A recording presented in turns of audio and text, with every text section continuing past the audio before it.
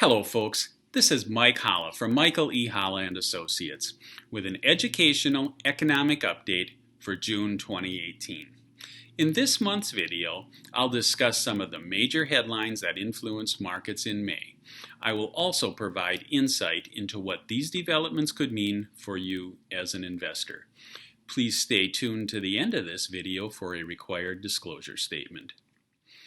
Geopolitical headlines continued to affect markets in May as investors tracked a number of scenarios.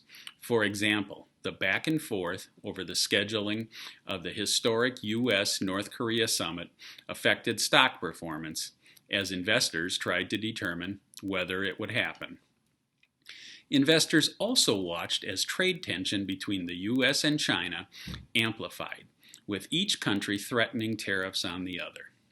The tension then calmed as countries released a joint statement saying they would work to substantially reduce the United States trade deficit in goods with China. The month ended with more trade-related tension. On May 31st, the Trump administration announced that at midnight, U.S. tariffs would start on aluminum and steel from Mexico, Canada, and the European Union. In reaction, the Dow dropped more than 250 points that day. Despite the backdrop of political fluctuations, all three major U.S. indexes ended the month in positive territory. The S&P 500 gained 2.2%, the Dow added 1.1%, and the NASDAQ leapt forward 5.3%.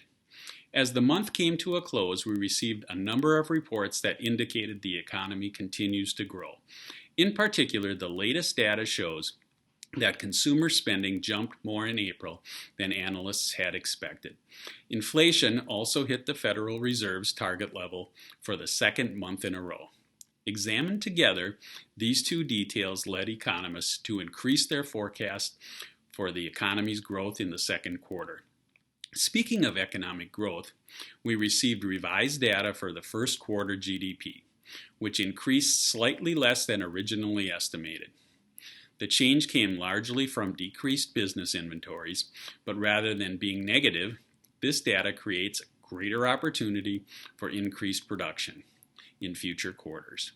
In fact, some estimates indicate that second quarter GDP growth could be 4% or higher. In other words, if you look beyond the headlines, you will find data indicating that the economy continues to strengthen. Global events are affecting our markets, but our economy continues expanding during any tensions. During June and beyond, we will continue to analyze the data to see what may lie ahead. Well, that's it for this month's Educational Economic Update. Once again, this is Mike Holla with Michael E. Holla and Associates, signing off for the month of June 2018.